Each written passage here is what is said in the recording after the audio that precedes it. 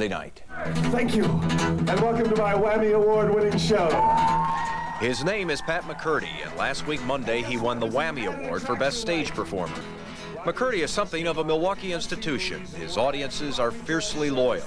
They even know the words to his songs by heart. Sometimes it's a blessing, sometimes it's a curse. What? I always try to be yours. McCurdy has had his share of brushes with the big time. In the late 70s, he was the lead singer in a band called Yipes that was on the edge of stardom.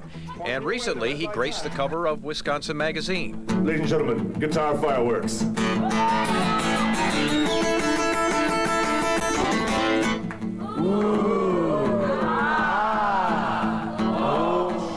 Pat McCurdy is, as they say, one of the hardest working men in show business. A big hit not just here, but in Chicago and throughout the Midwest.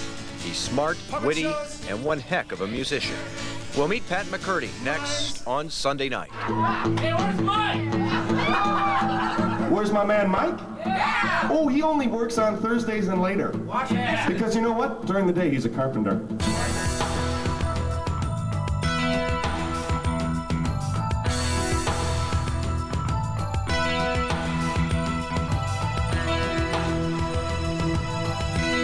Sunday Night with Mike Gousha.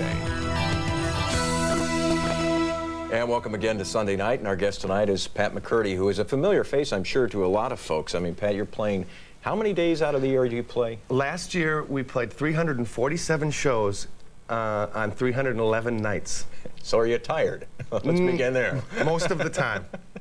Well, is that a good life? I mean, a lot of people would say, man, that has got to be an awfully difficult routine. It's not much life at all, really. Really? No. It's I wake up, I wake up late, and I think about that night's show, or sometimes we do two in one day. So I really don't have a lot of time for living. Yeah. But I guess my life consists of coming home after the show, watching television for an hour. That's I get my material for the next night. We were comparing notes because we work basically the same shifts. Right. Except you don't have people heckling or blowing smoke in your face. Sometimes. Well, you never know. But it is weird, those late hours when you're doing the old channel surfing thing. Isn't it amazing how little is on television at that That's hour? right. You have 60 channels, and there's nothing on it. It's absolutely true. Infomercials. I've seen every infomercial, and what's embarrassing is you sit and watch them. What's your favorite? You have a favorite? I have to say, I love that Susan Powder Stop the Insanity lady. Too much of She makes her. me not want to eat any fat.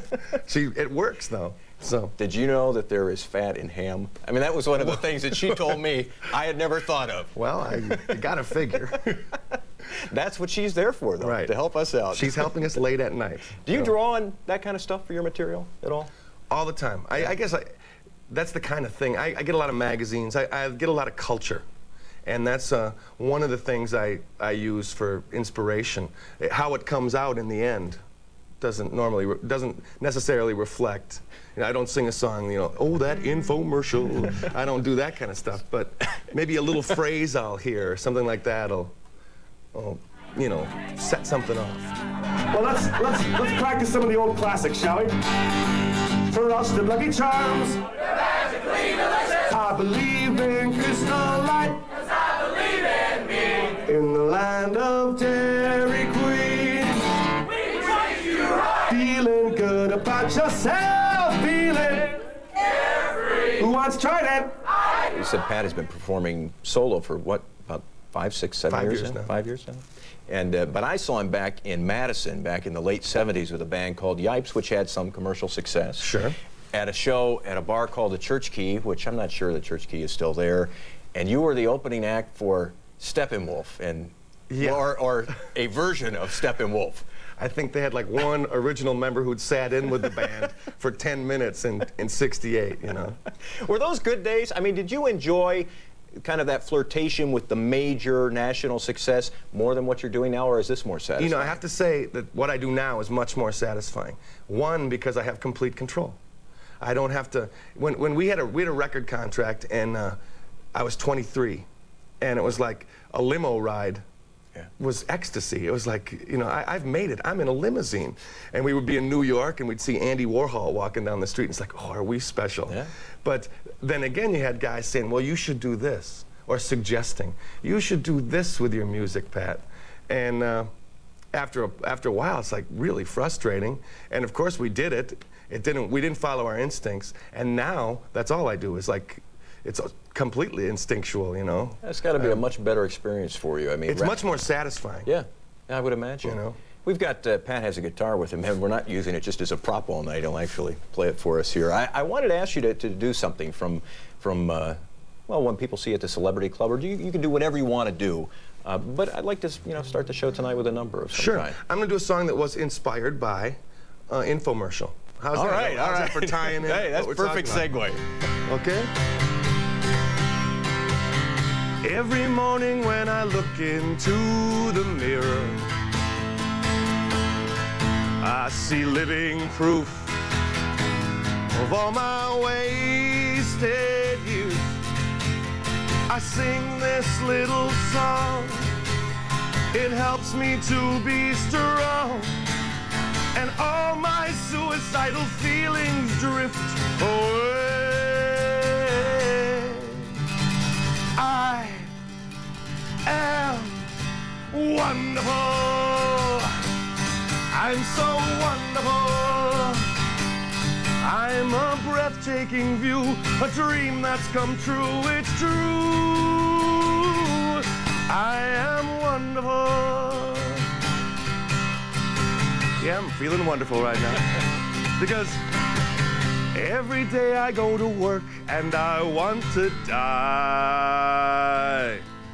'Cause it's boring, pointless, demeaning, and I don't know why I go on with this grind, why I haven't lost my mind, why I just don't buy a little airplane and fly. I am wonderful. I'm so wonderful. I'm spectacular. I'm marvelous. And I'm cool. I am wonderful. Ich bin wunderbar. I'm the 4th of July, a wide open sky of blue. I am wonderful.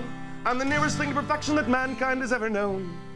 I'm the top of the food chain. Oh yes, I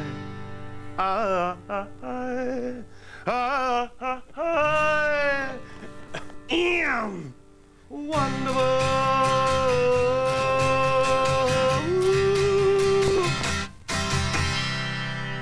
Pat McCurdy, self-esteem really is the thing of the 90s, isn't it? It sure is. And I was thinking as you were singing that, Susan Powter, that's an influence on your life. I guess so. And there's a new one on. I don't want to dwell on this too much, but there's a new one on. This lady comes on and tells you how to have the perfect relationship. She's I don't know what. I haven't seen that one all the way through, but I'm going to learn something from that. How about that perfect marriage one with John? That's the one I'm talking about. Who's that? Connie that's Selica that's a different one. See? This is great for the audience out there. Yeah. Those people who are not awake at 2:30 in the morning. It's an education. What are they talking about? We're going to take a quick break. We'll continue with Pat McCurdy in just a moment. Tonight the criminal has returned to the scene of the crime.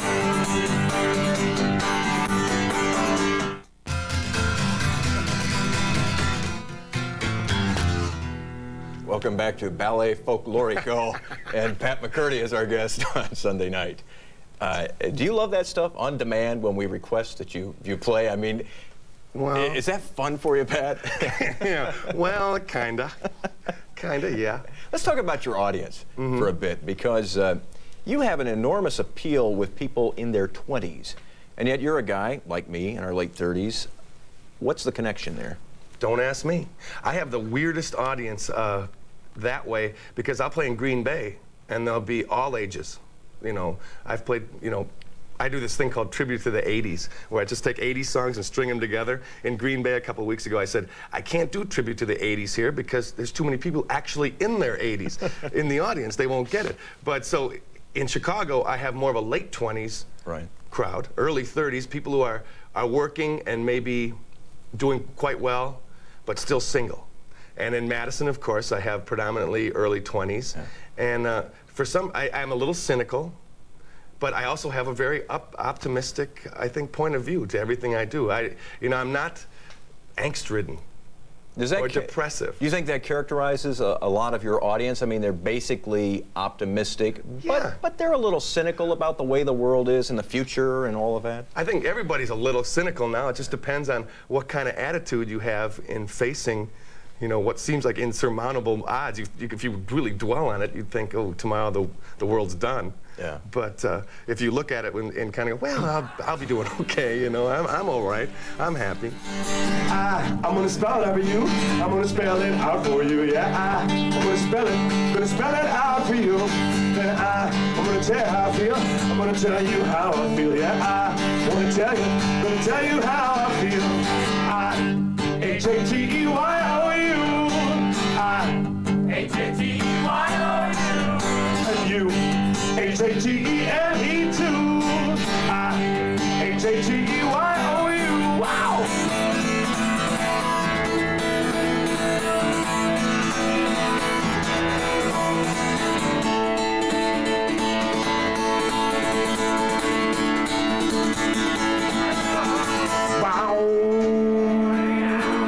When you do something like you talked about with the 80s, can you give me a little sample of what that song is about when you string together things from the 80s? I would start, and I always, in that kind of thing, because it's not something I wrote, it's just for fun, and I want everybody to participate. So I'd start out with na na na na na na na na na na na na na. The whole audience would answer back, na na na na na na na, and then I'll go into tainted love, and then I'll go into don't you want me, baby? All songs that people can sing along to and answer back to. That we'll be singing 20 years from now, don't you think? Right. But and it ends up with a climactic, we are the world. Oh. And everybody puts their hands in the air. Oh, it's a thrilling moment. It's a moment. It's a moment. But you do original stuff. We don't want to mislead people. Right. I mean, you're a writer, 250 songs plus. Yeah. I mean, you're not a guy who does, copies of other people's music. You don't copy. No, I do copies for fun.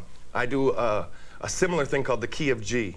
And that's where I take every song I can think of in the key of G. I put a framework around it, and everyone sings. Are there a lot of them in the key of G? Tons. Well, it's an easy key, see? And I do Elvis, which is my medley. That's Elvis Costello. That's Elvis Presley, Elvis Costello. Can you do a little bit of that? Because I'll do the first part. All right. We'll go like this. Oh, well, bless my soul, what's wrong with me? I'm itching like a man on a fuzzy tree. My friends say I'm acting white as a bug. I'm in love. Ooh, I'm all shook up. Yeah. Oliver's Army are here to stay. Oliver's Army are on their way. And I would rather be anywhere else but here too. Little sister, don't you? And on and on and on. Yeah, I like that. I'm a big Elvis Costello fan. Well, cool, so am I. He's one of my heroes. And it's funny because I'll play it like in Green Bay. Everyone will know the Elvis. Yeah. But you're breaking Tom Green's heart, though, when you're doing that Elvis impression. He's saying, baby. There goes one of my gigs. That's right, baby. Stop with the impression. Tell us a little bit more about your audience in terms of people who have not seen the show. Audience. Well, I don't want to sound like the audience is elitist, No. But they're participants. But very, very participatory, and some places more than others. In Chicago, I have a lot of actors who come to see me. Actors, comedians. Monday's their night off. That's the night I play every week. Right. And they just throw themselves into the show. It's just like I can stand up there and let them do it. And it's kind of thrilling, and they like it because I'm generous with the spotlight. If there's people there that do things well, I'll have them come up and I have a talent night there in Chicago. And some of the actors got together and did It's a Wonderful Pat. What a little 5-minute play about what life would be like if I'd never been born. So it was it's the most gratifying job you could ever have because you get applause every night and it's so loony. Staying home from work and I don't care who knows. Tomorrow I'll be unemployed, I suppose. But you'll know where to find me. From 9 to 5 or 6, I'll be sitting on this park bench looking at chicks. Fellas? Looking at chicks. Could you hear the testosterone in our voices there? I felt it. Now watch. Oh, a typical castrating female. But we won't objectify an entire gender. I think it's funny that, a lot of people you talk to who are in this business where you're a performer are not as willing to share the spotlight or the stage. Mm-hmm. Maybe the ego takes over, whatever, and I'm the person in the spotlight. You will listen to me. I control everything. You control, but you're willing to give some of it away. Right. What does that say about you as a person? I mean, you comfortable with yourself? I'm the one getting paid too. Hey, so knock yourself out.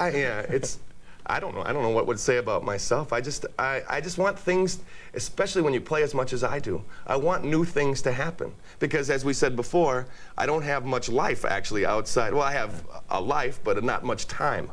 So when new things are happening in the show, and I try to change it, at least weekly, try to throw in some new stuff. Sure. I like it. Yeah. So I can't say, and I never have been one of those, listen to me kind of quiet, reflective guys. I like those kind of singers, but I'm not one of them. Stop slurping that drink over there. You're interfering with the artistic process. We'll take another quick break. Back with Pat McCurdy in a moment.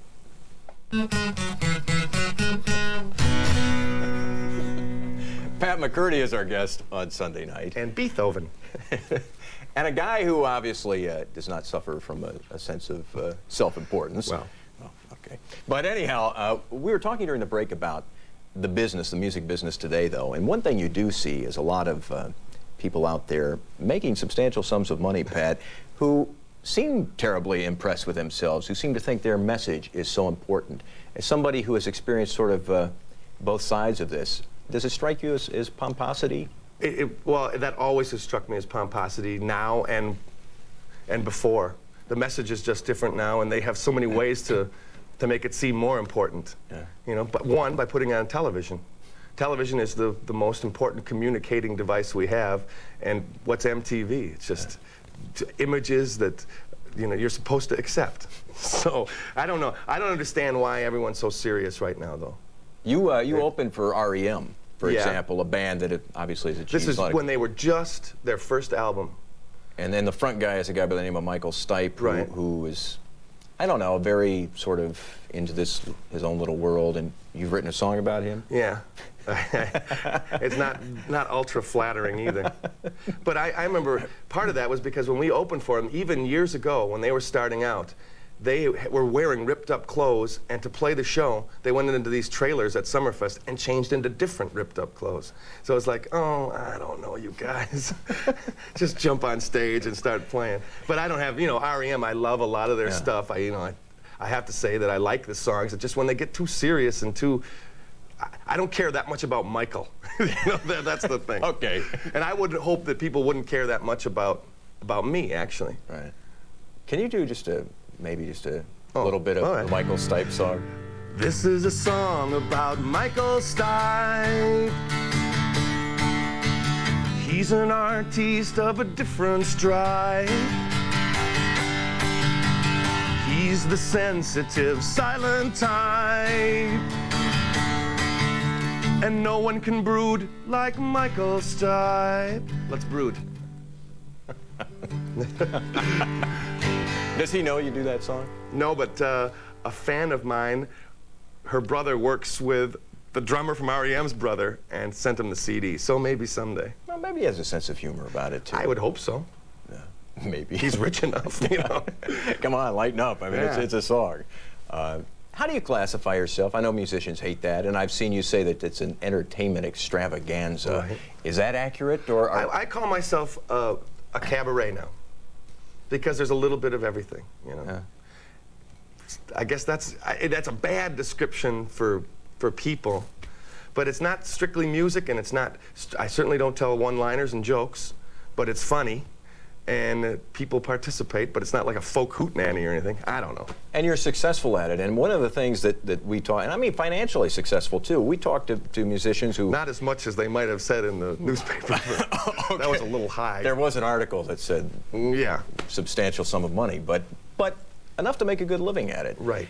And some people get the feeling that all musicians are out there in Milwaukee are struggling, they're scraping to get by. True? Untrue? I think that would be true. Really? And I think that, I found a niche.